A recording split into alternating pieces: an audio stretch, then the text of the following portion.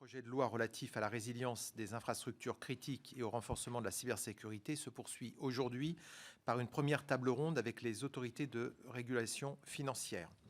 L'autorité des marchés financiers, ici représentée par M. Sébastien Raspillier, secrétaire général qui est accompagné de M.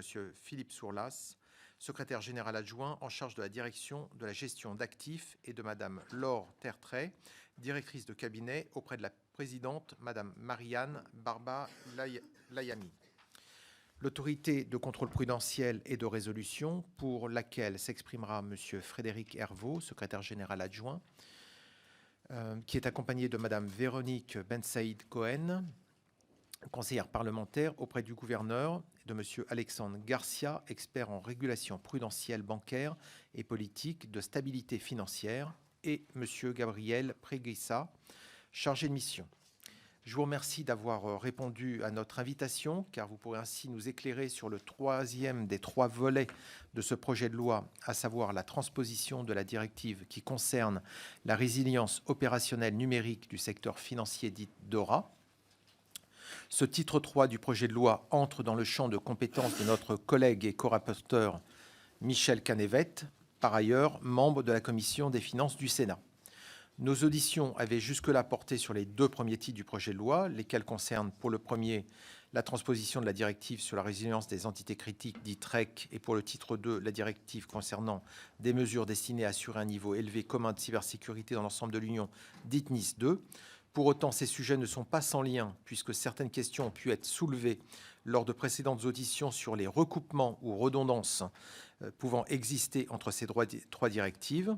Mes collègues co-rapporteurs sur le titre 1 et 2, respectivement Hugues Saury, qui va nous rejoindre, et Patrick Chaise, pourront vous demander des précisions lors de la séquence des questions-réponses.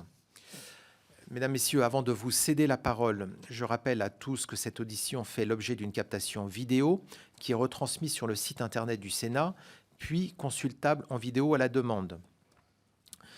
Compte tenu de l'expérience des premières auditions passées, je vous propose, pour ouvrir cette table ronde, que chaque rapporteur pose ses questions. Comme ça, vous pourrez intégrer dans votre déclaration une réponse, qui fait qu'on a remarqué que quand on faisait les déclarations liminaires puis les réponses, on décalait, ça donnait moins de temps éventuellement pour nos collègues pour poser des questions complémentaires.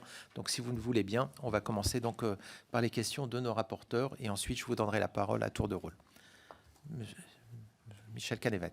Merci, Monsieur le Président, Mesdames et Messieurs les intervenants, chers collègues.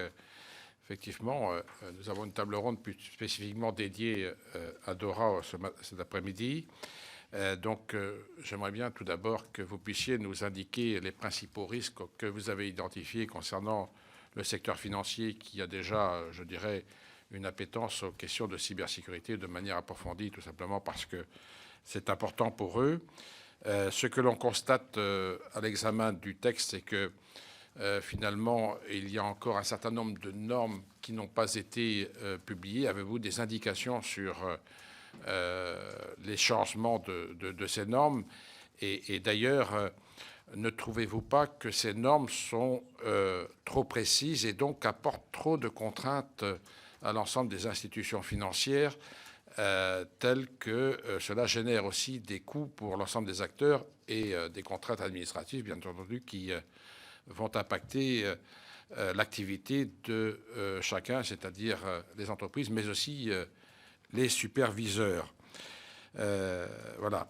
Et puis, de façon synthétique, peut-être, nous avons 3 sujets de préoccupation. Tout d'abord, le fait qu'il y ait plusieurs directives ou règlements qui soient inclus dans le projet de loi résilience, et donc les entreprises, notamment du secteur financier, pourraient être astreintes au respect à la fois de NIS 2 et de DORA. Comment voyez-vous les choses? Comment peut-on faire pour éviter qu'il y ait une complexification pour ces entreprises par l'obligation de respect de 2 réglementations dites européennes?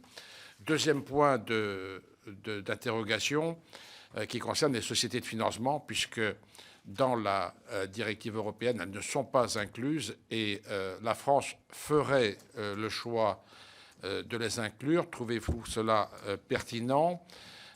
Certes, un délai a été accordé pour 1 an, même et 1 an d'ailleurs, le dispositif est applicable normalement depuis le 17 janvier d'ailleurs. Mais pour 1 an jusqu'en janvier 2026, est-ce que vous trouvez que cela est suffisant et est-ce que vous trouvez que ces obligations sont proportionnées pour ces acteurs dits des sociétés de financement? Et puis, troisième et dernière préoccupation qui nous est apparue au fil des auditions, c'est la question du reporting par l'ensemble des acteurs des incidents qui surviennent, qui appellent à ce qu'il y ait une organisation de supervision en face qui soit adaptée, c'est-à-dire qui soit en capacité à tout moment, puisqu'il est demandé quasiment à l'instant T de pouvoir faire le reporting des incidents qui sont identifiés. L'ANSSI est organisée pour pouvoir fonctionner en temps permanent. Tel n'est sans doute pas le cas ni de la CPR ni de l'autorité des marchés financiers. Quelles dispositions entendez-vous mettre en œuvre pour assurer la continuité du service 24 heures sur 24 et 365 jours sur 365? Merci. Patrick Chaize. Oui, merci Monsieur le Président. Merci mes chers collègues. Mesdames et Messieurs, alors plus particulièrement, je suis chargé de la partie Nice 2, donc la transposition du titre 2. Néanmoins, si cette audition est principalement consacrée à la directive DORA, les infrastructures de marché financier et secteur bancaire sont également concernées par la directive Nice 2 en tant que secteur hautement critique. Avec cette directive, c'est un changement majeur de paradigme qui est à l'œuvre. Il ne s'agit plus seulement de sécuriser des infrastructures critiques, mais d'assurer la résilience des entités critiques. Autrement dit, la couverture est beaucoup plus large. Alors j'aurais 3 questions. Première question, pensez-vous que les entreprises du secteur bancaire et financier sont suffisamment informées des changements à venir au titre de Nice 2 ? Ma deuxième question concerne l'ANSSI. Et plus particulièrement, pensez-vous que l'ANSSI est suffisamment bien identifiée par le monde financier comme un interlocuteur de confiance dans le domaine de la cybersécurité? Et enfin, ma troisième question concerne l'articulation des dispositions des directives Nice 2 et DORA, et dans le cadre du projet de loi qui les transpose entre les titres 2 et 3. Est-ce que cette articulation vous paraît adéquate? Avez-vous, le cas échéant, identifié des difficultés? Voilà pour mes questions simples. Merci beaucoup. Donc, pour rappel, nous devons clore cette première table ronde 15h30. Et donc, je voudrais savoir qui souhaite commencer pour 10 minutes, 10-12 minutes pour répondre à ces questions. Donc, Monsieur Hervaux pour la CPR. Monsieur le Président, Messieurs les rapporteurs, Mesdames les sénatrices, Messieurs les sénateurs, Mesdames, Messieurs, d'abord, je suis très honoré de pouvoir échanger avec vous sur la mise en œuvre du règlement DORA relative à la résilience informatique et cyber du secteur financier, qui fait donc l'objet, comme vous l'avez rappelé, d'un titre spécifique de ce projet de loi résilience. En tant que secrétaire général adjoint de la CPR, qui est l'autorité en charge du contrôle des secteurs bancaires et de l'assurance, je peux confirmer que c'est un sujet qui nous mobilise fortement et il est vraiment capital pour la stabilité financière en France, mais aussi dans l'ensemble de l'Union européenne. Et nous avons travaillé pour nous y préparer au cours des derniers mois.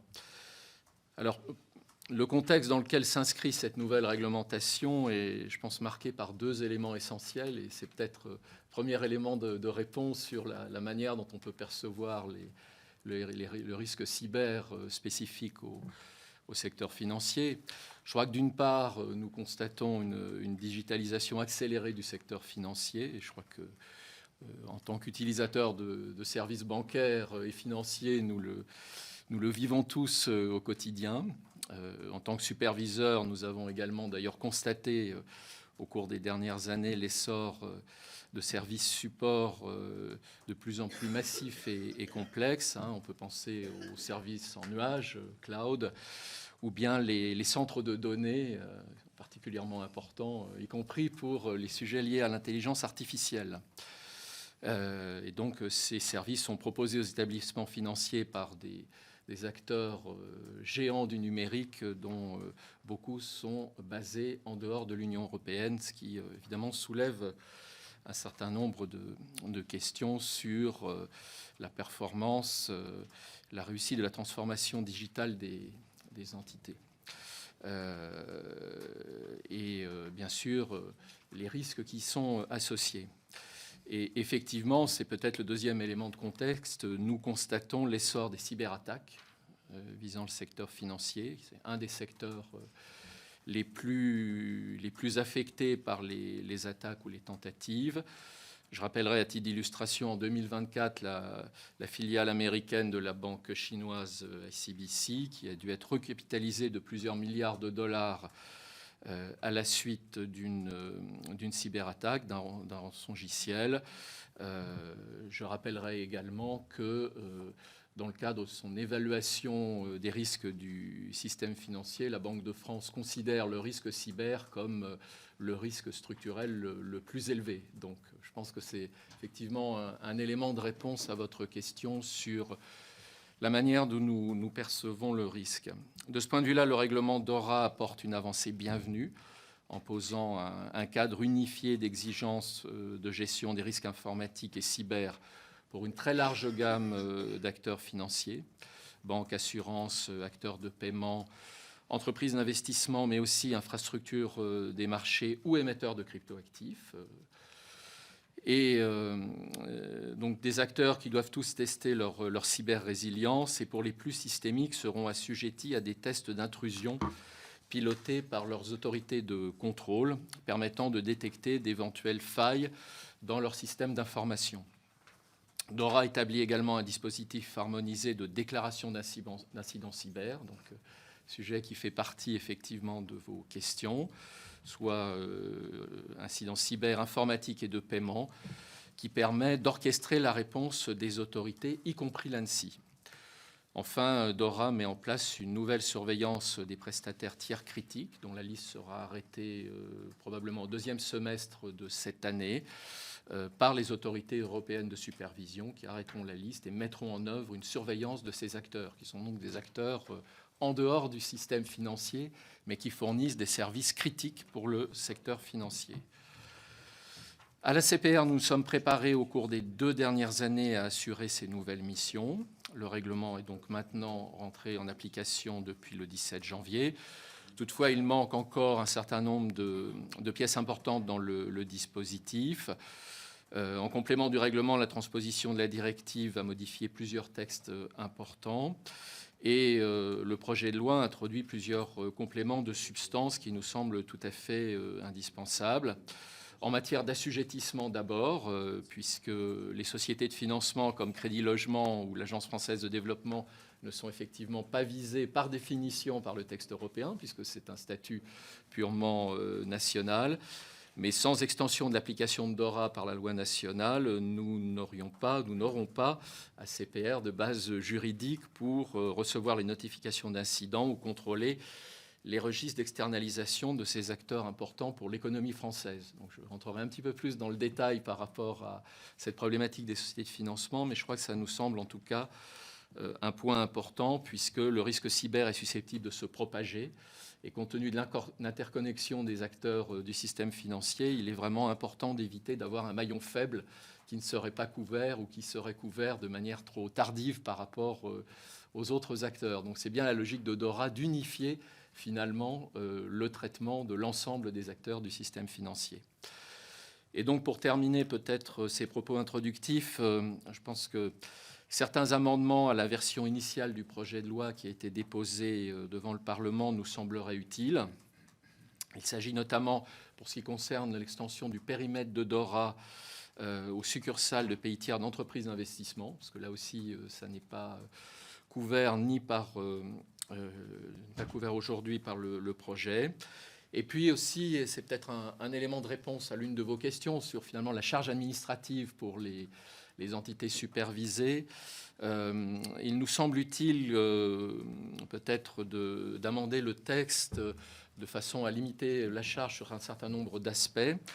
En particulier pour les établissements, notamment les infrastructures qui sont supervisées par plusieurs autorités, ACPR, AMF, Banque de France.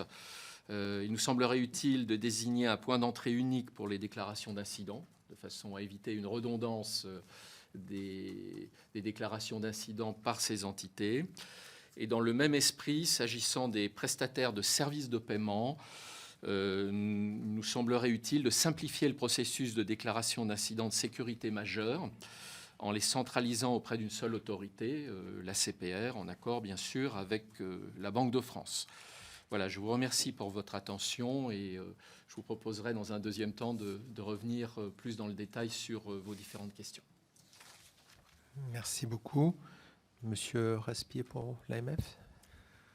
Oui, merci beaucoup, Monsieur le Président, Messieurs les rapporteurs, Mesdames les sénatrices et Messieurs les sénateurs, pour cette opportunité d'évoquer DORA du point de vue de l'autorité des marchés financiers et vous décrire aussi en quelques mots comment nous y sommes préparés, mais ce que ça signifie peut-être très concrètement. Dans une vie antérieure, j'ai négocié et finalisé sous présidence française de l'Union européenne le paquet DORA, directive et règlement. Je ne dirais pas que j'en paye maintenant le prix, étant maintenant à l'œuvre pour appliquer cela. Il y a les textes de niveau 2 que vous avez évoqués au niveau européen, certains manquent encore, et puis évidemment la transcription en droit national par les législateurs que vous êtes.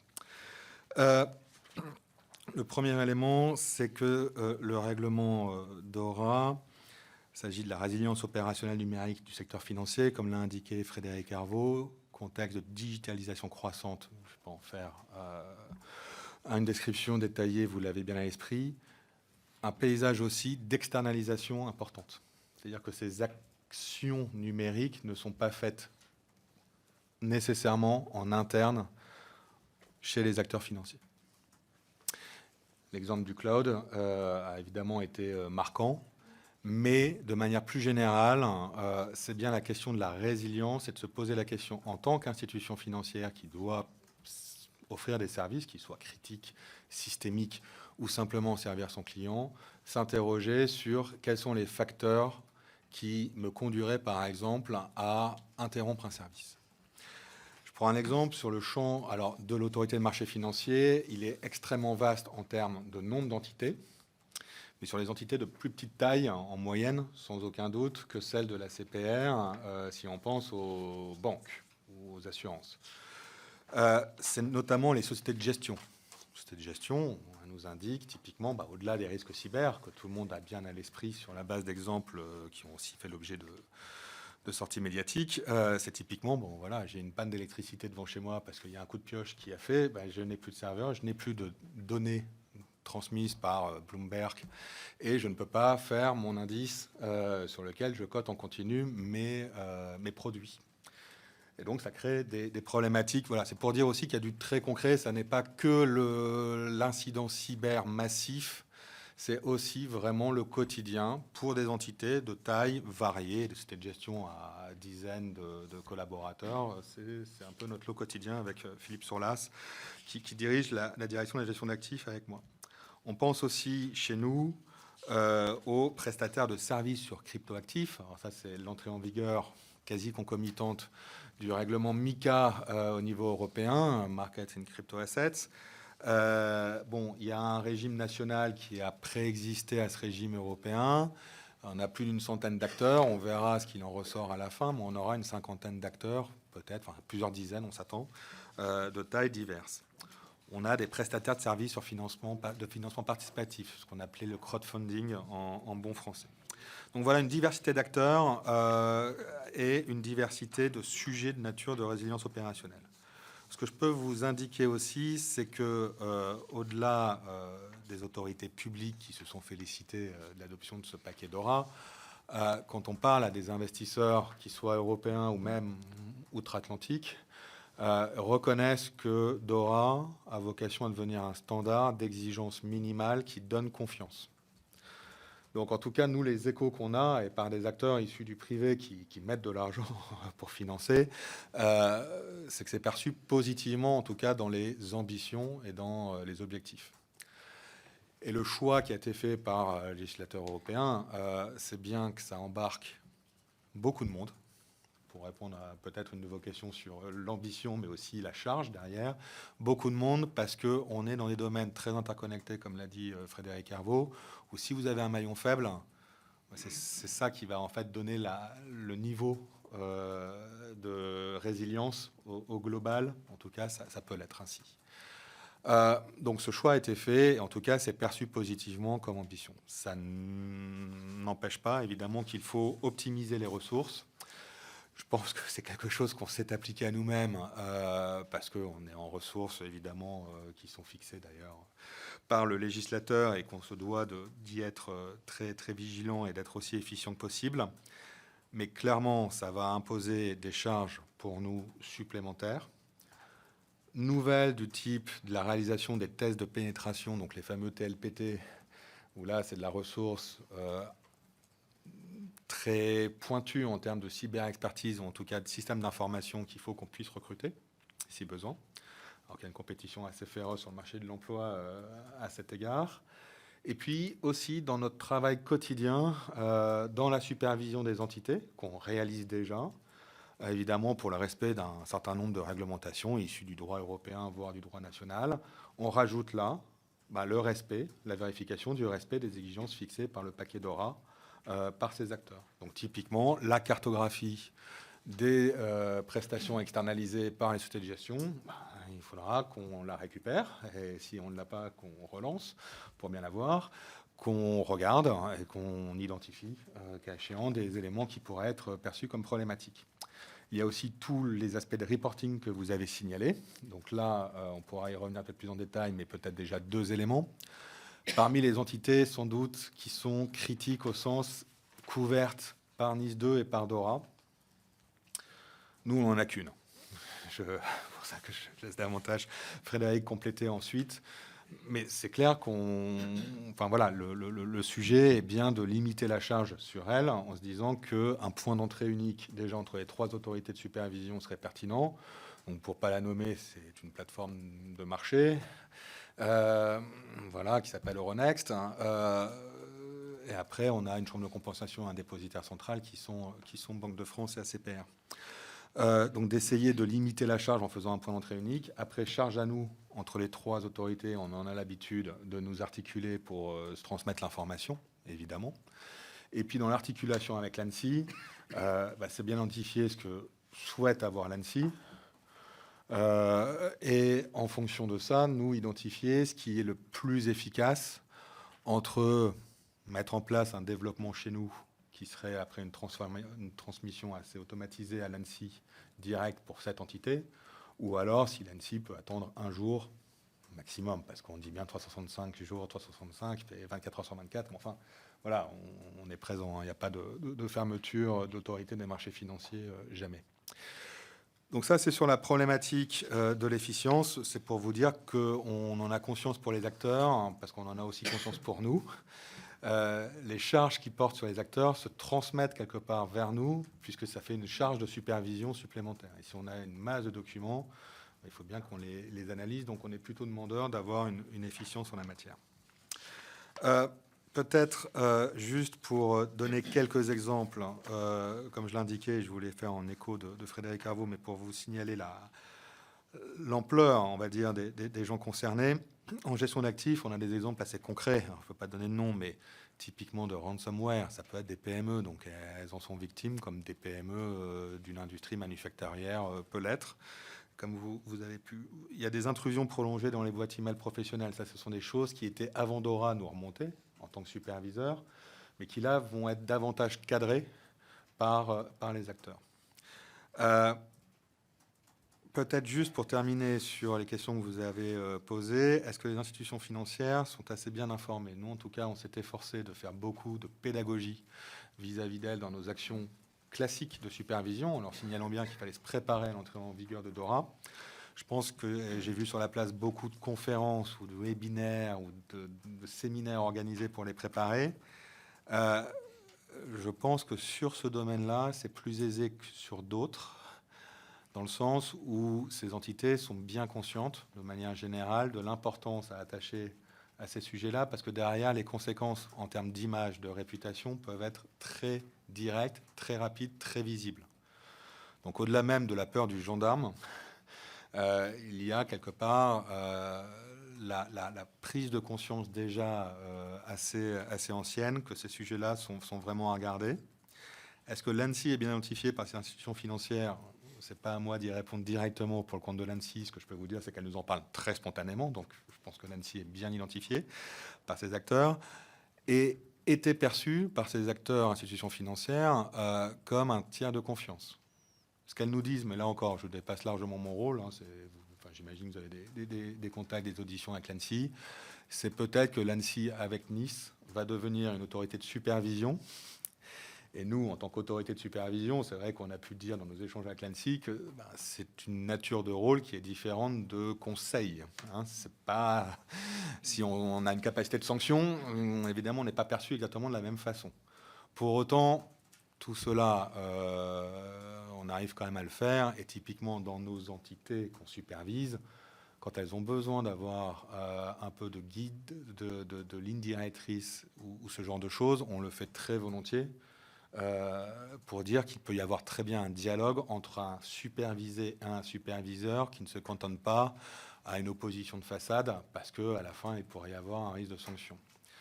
Dans ces matières-là, il y a une compétence, je crois, très reconnue à l'ANSSI par les institutions financières. En tout cas, c'est les témoignages qu'elles nous transmettent. Et pour nous, le défi, ça sera d'être à la hauteur par la capacité qu'on aura de recruter des experts aussi à notre niveau. Mais pour participer, pour revenir sur mon point de départ de mon intervention, sur l'amélioration générale de la connaissance, de la prise de conscience et de la préparation à accroître sa résilience pour la santé globale du secteur financier en France et en Europe.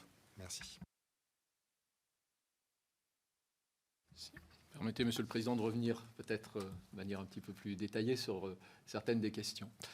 Donc, plusieurs questions portaient sur l'articulation entre DORA et Nice 2. Donc, peut-être sur la... Il y a plusieurs perspectives. Il y a une perspective qui est d'ordre juridique. Je crois que l'articulation des textes nous semble claire, puisque le considérant 16 et l'article 1er de DORA font de DORA un texte lex specialis.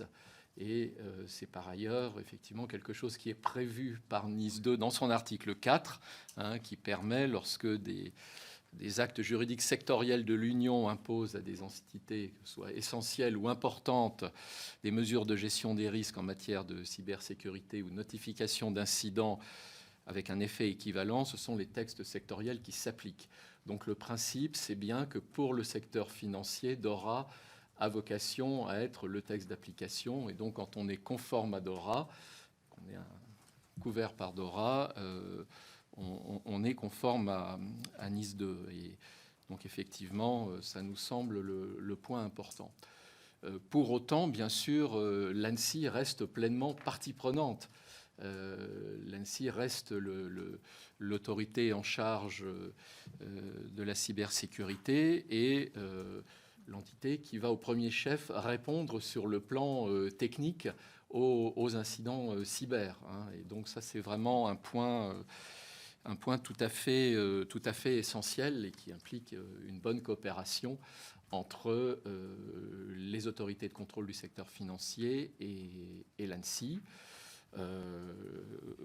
Comme l'a indiqué d'ailleurs Sébastien Raspillet, notre ressenti, notre perception, c'est qu'il y a une bonne connaissance des missions du rôle de l'ANSSI par les acteurs du secteur financier.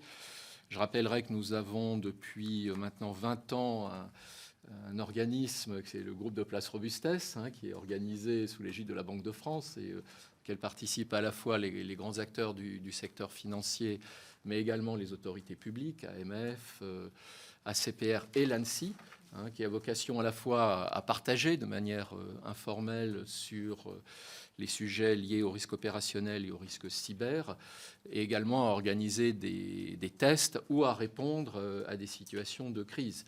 Et Par ailleurs, les communications de place importantes que nous avons été amenés à conduire à CPR comme AMF et Banque de France au cours des derniers mois ont, de manière assez systématique, également permis d'inclure l'ANSSI, la conférence du contrôle auquel ont participé près d'un millier de participants organisée par la CPR au mois de novembre, incluait une table ronde sur la mise en œuvre de DORA et l'ANSSI était effectivement partie prenante à cette table ronde.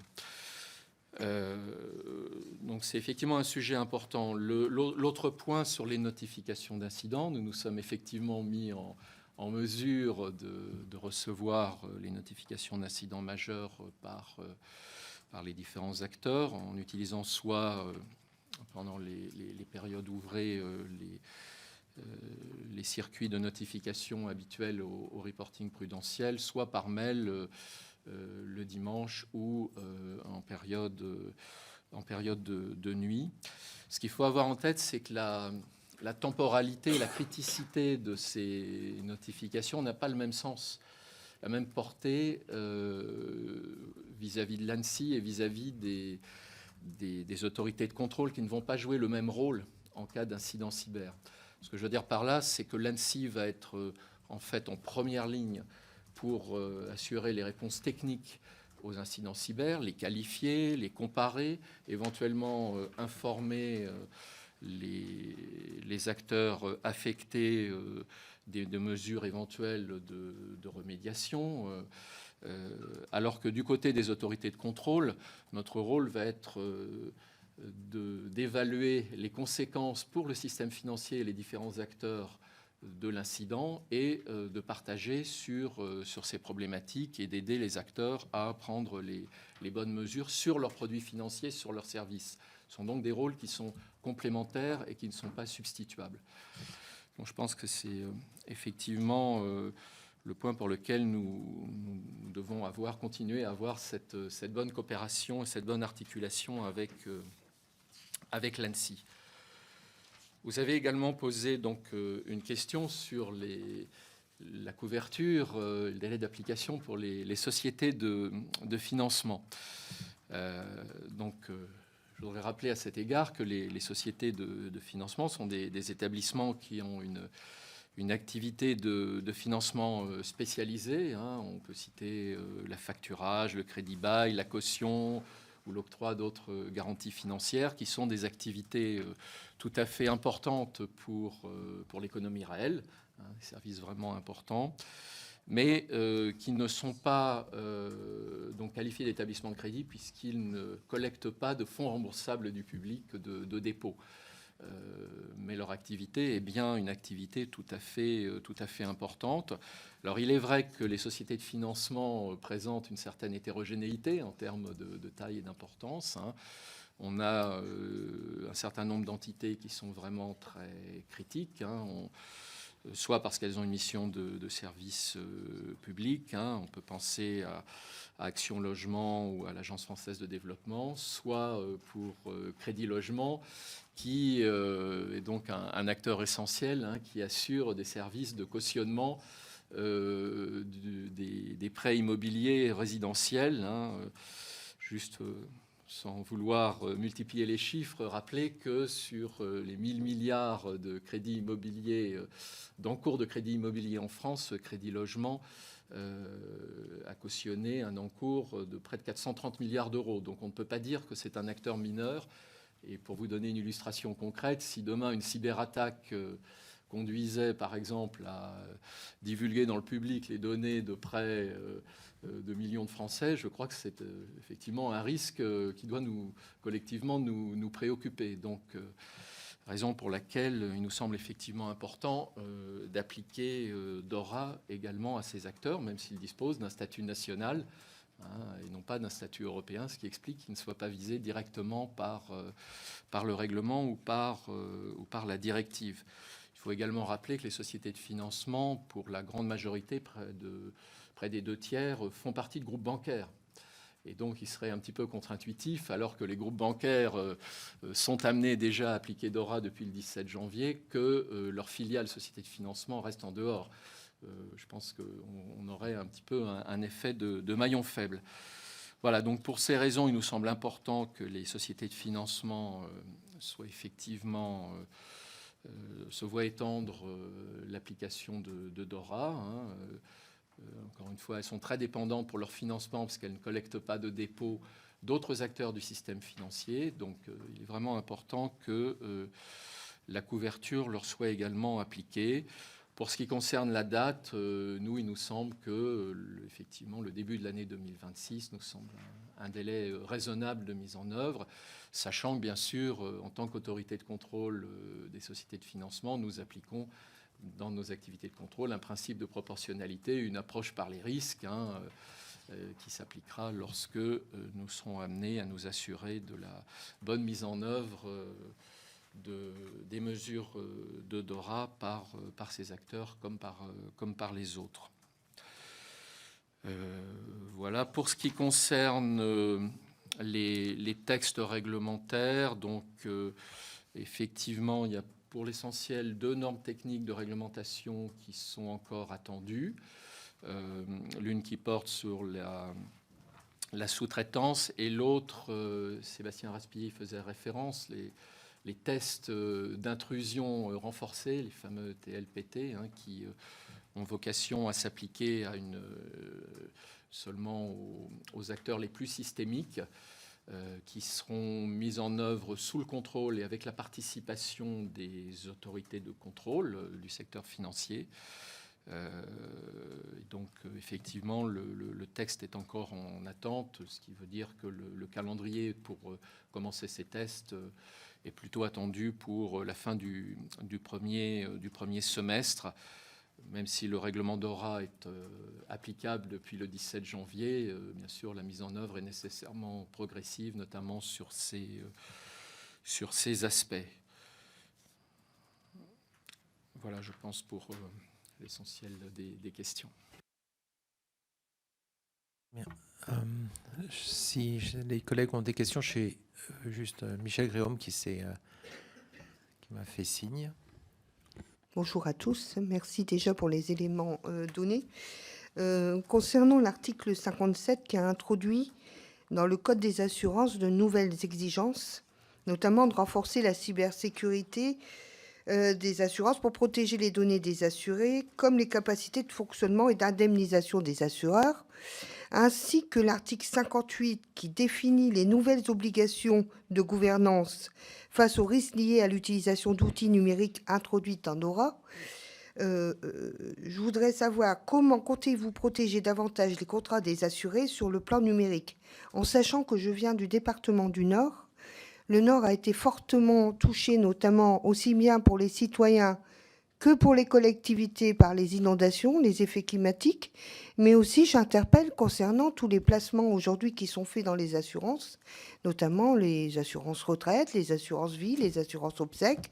Tout ça, c'est de l'argent qui voyage, qui travaille, et voilà. Donc, ma question, c'est comment comptez-vous protéger davantage les contrats des assurés sur le plan numérique, aussi bien des données personnelles que financières? Merci.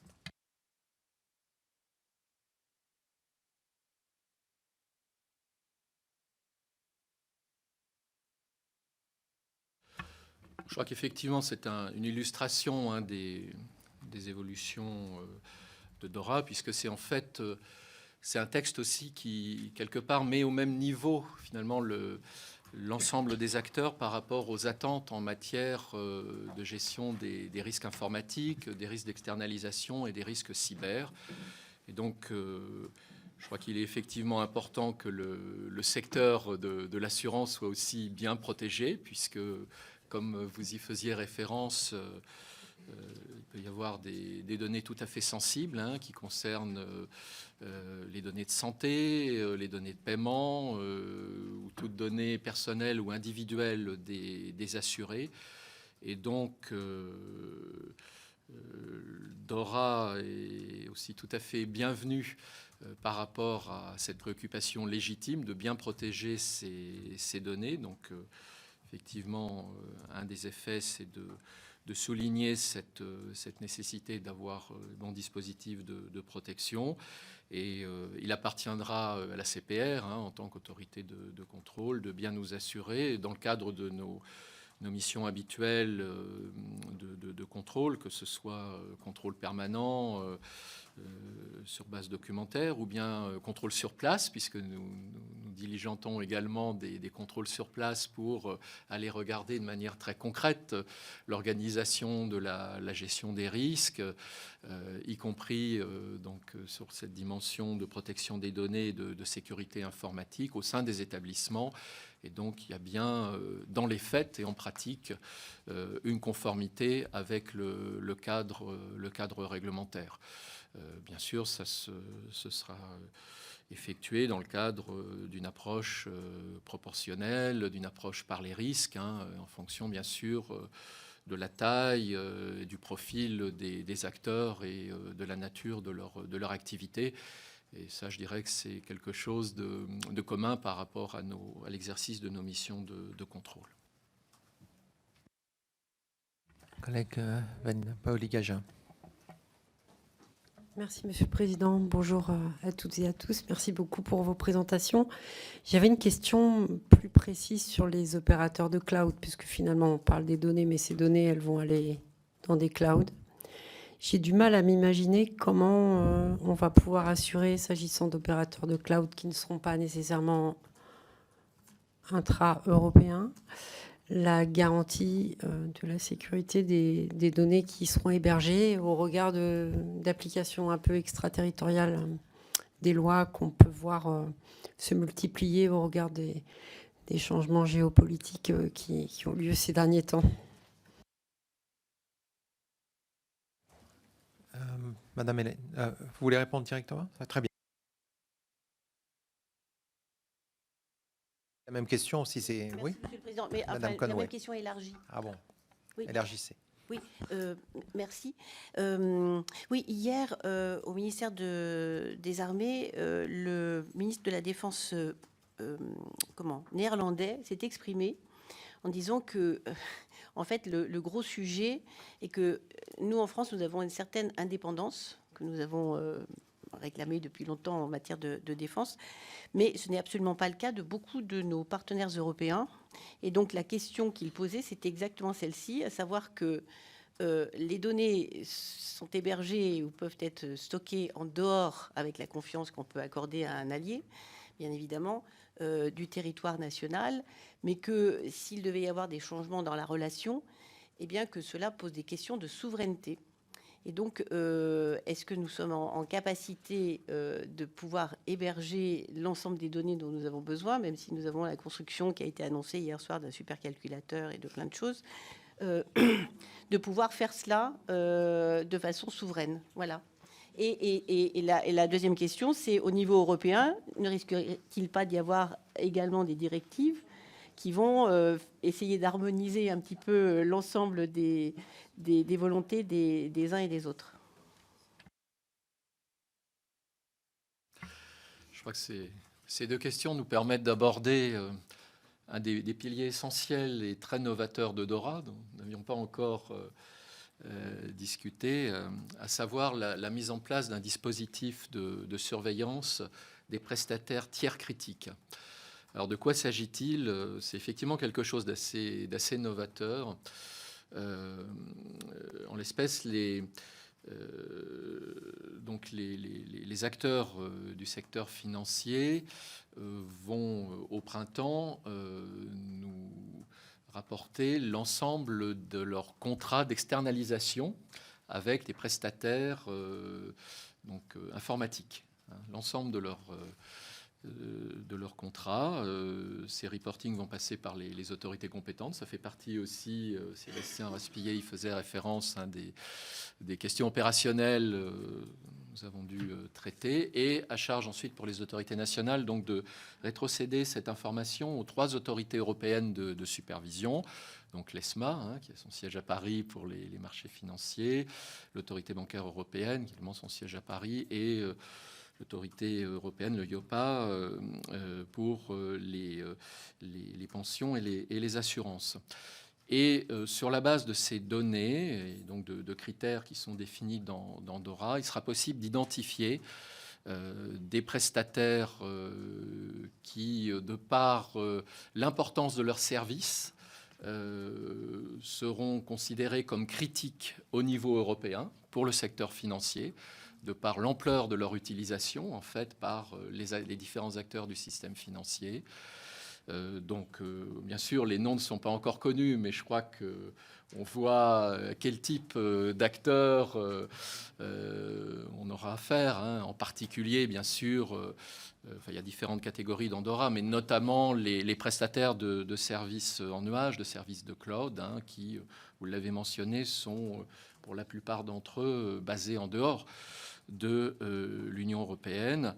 Et pour ces acteurs, donc on attend 15 à 20 entités, il y aura un dispositif de surveillance qui sera mis en place par les autorités européennes de supervision, donc de manière conjointe. Il y a tout un dispositif qui se met en place, donc qui s'assurera que ces entités répondent au règlement DORA en termes de protection des données, de niveau de sécurité, de qualité des clauses contractuelles avec les acteurs du système financier pour lesquels des services sont fournis.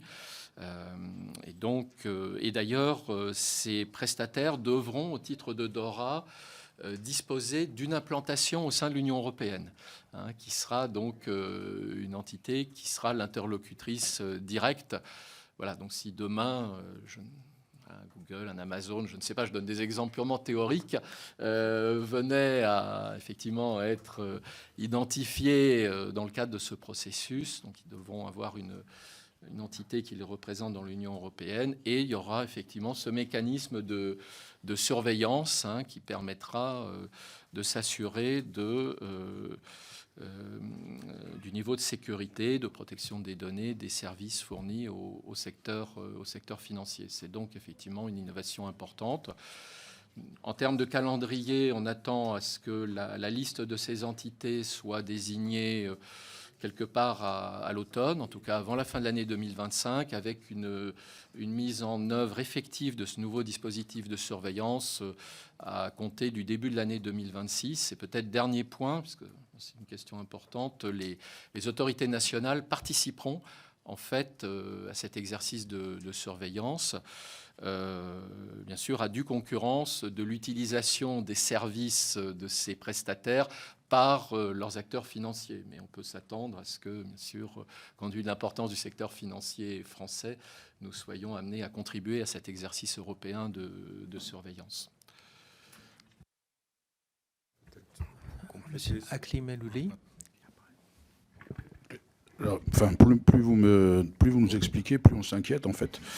Et parce que quand vous me parlez de l'utilisation des solutions numériques européennes et l'open source, on voit bien quand même les limites. Mais il y a un autre sujet aussi qui nous préoccupe, c'est les collectivités territoriales et les collectivités locales, qui est un vrai sujet, puisque en matière de personnel, elles ne sont pas formatées. Puis on va leur demander des choses nouvelles, notamment au niveau des régions. Et donc la question, c'est quels mécanismes peuvent être mis en place pour aider justement les collectivités à financer leurs projets de cybersécurité. Et puis est-ce que les assurances peuvent-elles justement, parce que elles vont jouer un rôle, c'est justement la couverture, peuvent-elles jouer un rôle dans le financement de la cybersécurité de nos collectivités?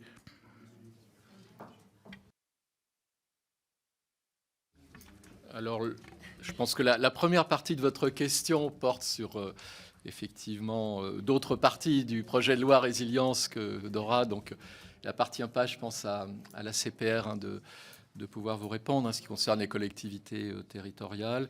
Sur la deuxième partie de votre question, juste mentionner que on constate le développement d'un certain nombre de contrats d'assurance spécifiques pour effectivement assurer le risque cyber. Hein. Ça fait partie maintenant des offres qui commencent à se développer sur le marché. Non, les contrats d'assurance, il y a forcément une tarification qui est associée au niveau de risque. S'il vous plaît, là, je crois que L'audition m'échappe complètement là en ce moment. Là, on va se reprendre. Donc, non, mais c'est gentil. Monsieur Raspier, si vous vouliez répondre. Oui, non, peut-être pour répondre sur les deux aspects qui vont du très global au local. Sur le global, l'année précédente, je vous ai indiqué que j'avais négocié ce texte pour le compte de la présidence française. Moi, j'ai le souvenir du lendemain de l'invasion de la Russie, parce que je jouais à la carte en Ukraine. C'était lors d'une conférence qui était organisée avant l'ECOFIN informel. J'avais un rendez-vous avec un acteur américain dans les services cloud qui m'avait dit maintenant, vous savez qui sont vos amis. Voilà. Bon, c'est une anecdote. Tout ça pour dire que on avait lourdement insisté, et au niveau européen, ça n'avait pas été trop discuté, sur la présence en Europe, au moins pour avoir une capacité d'action en termes de supervision. Ça ne répond pas à votre problématique de souveraineté, j'en ai bien conscience, mais c'est déjà pour dire qu'on met une obligation, qu'on est capable de faire respecter un acteur qui, pour respecter DORA, doit mettre une implantation en Union européenne. Alors évidemment, quand on parle d'Amazon ou de Google Cloud, ça n'est pas trop lourd pour eux de mettre des personnes dedans, mais au moins ça permet quand même, ça permettra aux autorités européennes de supervision de faire leur métier parce qu'ils ne seront pas obligés d'aller aux États-Unis, parce que par les temps qui courent, je pense que ce serait plus compliqué. Donc tout ça pour dire que voilà, c'est prévu. La définition de ces entités tiers critiques va être donc détaillée, comme l'a indiqué Frédéric Hervaux, à la fin du premier semestre. Il y a d'autres acteurs que les prestataires de cloud. Mais là, ce dont vous faites référence, c'est aussi le Cloud Act américain et donc la capacité d'aller pour des autorités d'État non européens sur des données qui seraient établies sur des serveurs de ce type. Ce que je peux vous indiquer en termes de témoignages, c'est que nous, évidemment, en France, je pense que ça ne concerne pas que l'AMF, mais la CPR et bien d'autres entités publiques, nous sommes soumis par l'ANSSI au SecNum Cloud. En bon français, ce dont on s'aperçoit, c'est qu'évidemment, ça a un coût, mais enfin, ça apporte une sécurité aussi. Donc, voilà, c'est juste pour dire qu'il y a un équilibre à trouver. Cet équilibre en France, il est clair. De toute façon, il s'impose à nous en tant qu'autorité publique. Il n'y a pas de difficulté. Nos homologues, quand on leur parle de cloud européen, voilà, on sent qu'ils ne sont pas totalement au même niveau que nous de sensibilité, et pour autant, ils traitent de données. Enfin, chez nous, on a des données confidentielles, très sensibles. C'est quand même quelque chose qui est assez surprenant. Donc, bon, ça, encore une fois, ça dépasse largement le cadre de l'AMF ou d'autorités de notre type. C'est juste pour vous indiquer qu'effectivement, le côté généralisation du minimum de pédagogie et de prise de conscience des risques auxquels nous pouvons collectivement faire face est important, et DORA y participe. Ma façon de retomber sur les pieds. Pour le local, je vais peut-être prendre l'exemple, à toute proportion gardée, des acteurs qu'on peut avoir sous notre supervision côté AMF où il y a des petites structures. Évidemment qu'il y a un sujet de proportionnalité, et évidemment qu'en même temps, une cyberattaque sur une petite structure peut avoir des effets totalement dévastateurs. Donc, c'est comment est-ce qu'on concilie les deux ? Il y a quand même des choses, bon, on n'est peut-être pas à l'abri non plus du pire, jamais, mais la résilience, c'est quand même de diminuer la probabilité, et là, il peut y avoir des effets assez simples. Typiquement, la connaissance de ces sous-traitants en est quand même une, pour savoir si eux-mêmes ont des standards, etc. Donc ça, c'est de l'information, c'est pas des coûts. Enfin, et deuxième point, c'est évidemment le risque humain, enfin, les campagnes de phishing et autres, de faire des exercices. Et on se rend compte, on emmène aussi dans nos autorités, à l'AMF, voilà, c'est la sensibilisation. Bon, nous, les structures qu'on supervise, honnêtement, sous le contrôle de Philippe, côté société de gestion, elles font ça. Et il y a des prestataires qui les aident en ce sens, alors même que ce ne sont pas nécessairement des grandes structures. Donc voilà, encore une fois, je ne veux pas dépasser mon rôle, mais en tout cas, ce que je peux observer en termes pratiques, c'est qu'il existe des actions qui peuvent être mises en place par des structures de plus petite taille ou un peu éloignées de leur métier de ce type de problématique. Mais encore une fois, résilience, améliorer la résilience, ça ne veut pas dire éliminer tout risque. De toute façon, ça c'est juste impossible en matière de cyber notamment. C'est diminuer la probabilité et que si ça arrive, diminuer l'impact. Donc d'où aussi dans DORA les exigences de reporting quand même sans délai donc aussi rapide que possible, des incidents, et puis aussi leur structuration, parce des attaques cyber, honnêtement, je ne vais pas vous livrer des chiffres, mais je pense que toute entité, y compris les collectivités locales, on s'en soumise quasi de manière quotidienne. Il y a celles qui réussissent, ça c'est beaucoup plus rare, heureusement. Et puis celles qui réussissent avec un gros impact, c'est encore plus rare. C'est bien l'esprit, et c'était juste pour le rappeler. Nous, en tout cas, côté secteur financier, moi, ce dont je peux témoigner, c'est que c'est une prise de conscience qui ne date pas de Dora, mais que Dora permet de structurer, de professionnaliser, de systématiser. Et l'espoir, on y reviendra dans 5 ans, c'est de voir si le niveau minimal est bien monté. Et honnêtement, ça se trouve, après, ça permettra de diffuser, sans besoin forcément de règlement, ça j'en sais rien, mais aussi à des structures autres, parce que le secteur financier est concerné, mais il peut y avoir plein d'autres entités qui ont un impact tout aussi important pour les citoyens. Il nous reste très peu de temps, mais Catherine Morin-Desailly.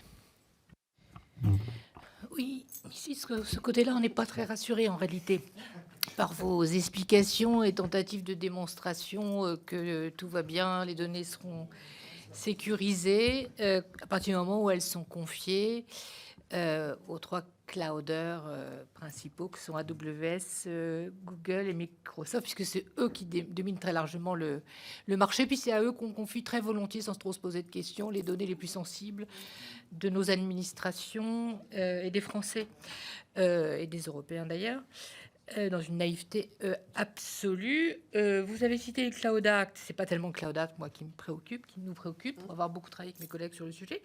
C'est tout de même la convention section 102 de FISA, Federal Intelligence Surveillance Act, qui a été renouvelée pour 2 ans par Ursula von der Leyen et Joe Biden, au lendemain quand même de l'annulation de l'accord de transfert de données des Européens, le Privacy Shield, vers les États-Unis. C'était le 16 juillet 2020. Cet accord de transfert a été renouvelé finalement sans grande modification. Par exemple, un Européen peut se voir transférer ses données sans être notifié, à la différence d'un Américain, par exemple. Il y avait des améliorations qui avaient été demandées à cette convention. Elle a été renouvelée pour 2 ans et on peut s'inquiéter parce que maintenant, avec l'arrivée de Donald Trump et la façon dont il envisage les choses avec les gens de la tech, qu'elle soit à nouveau renouvelée. Et on sait bien que la loi FISA fait que sur toute requête de l'État fédéral, les données des Européens peuvent être transférées par les DSI des sociétés concernées à tout moment. Donc, pour nous, ça ne nous rassure pas tellement plus que cela. Voilà, donc la question, elle se pose quand même, je pense. Voilà.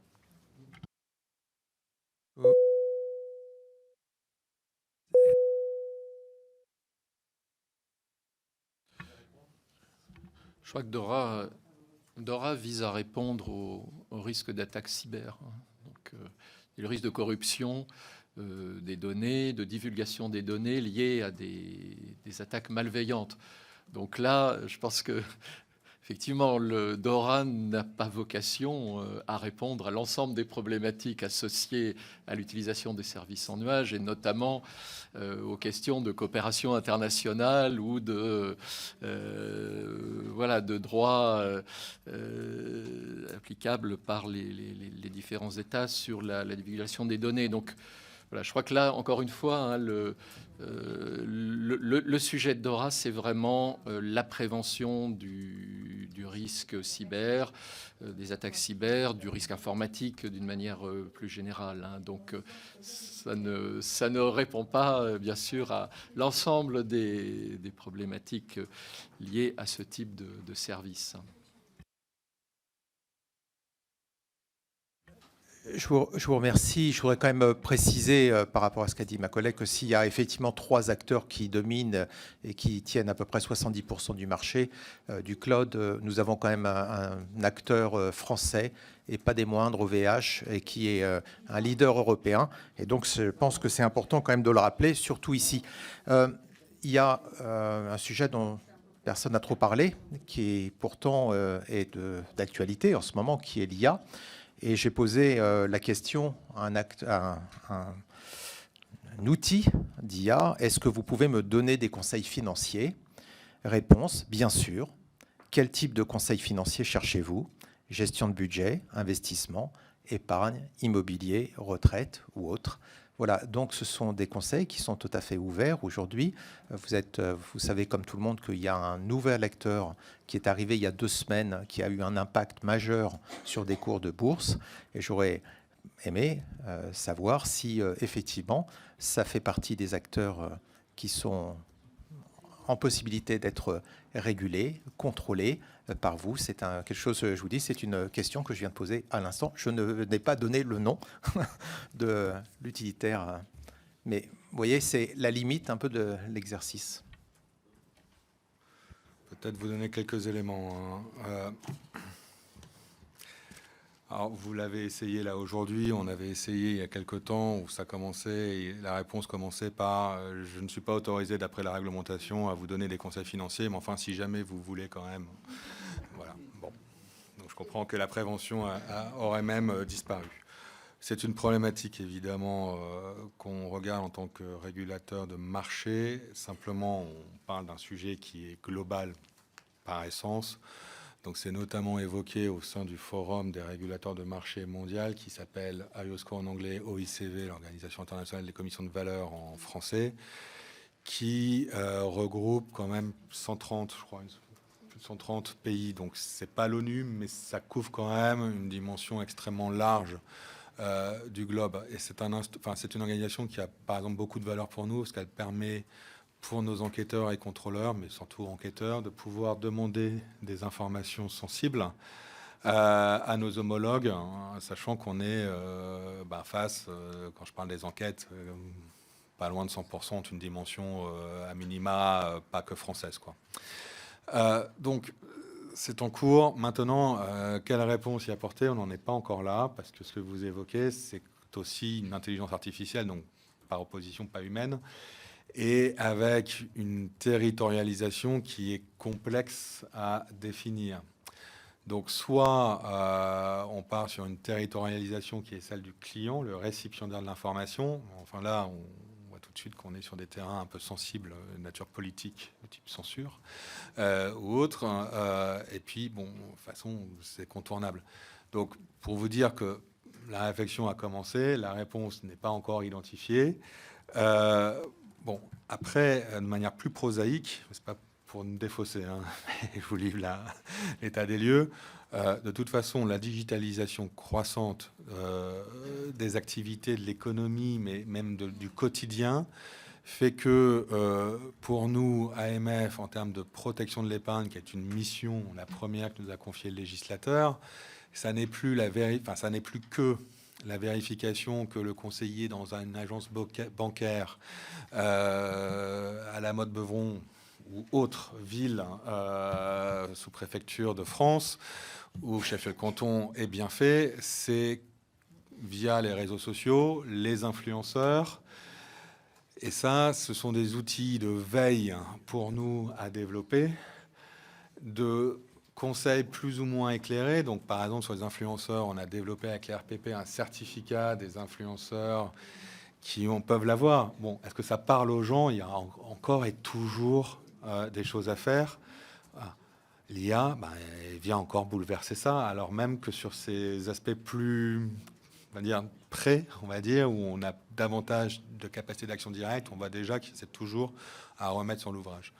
Donc non, on n'en a pas fini, mais voilà, c'est juste pour vous dire en un mot que ce sujet a été identifié, qu'il est vaste, et qu'on s'efforce de contribuer à notre échelle au sein de ce forum mondial pour essayer d'avoir des lignes directrices qui permettront à la fin d'apporter des réponses satisfaisantes en matière de protection de l'épargne. Merci.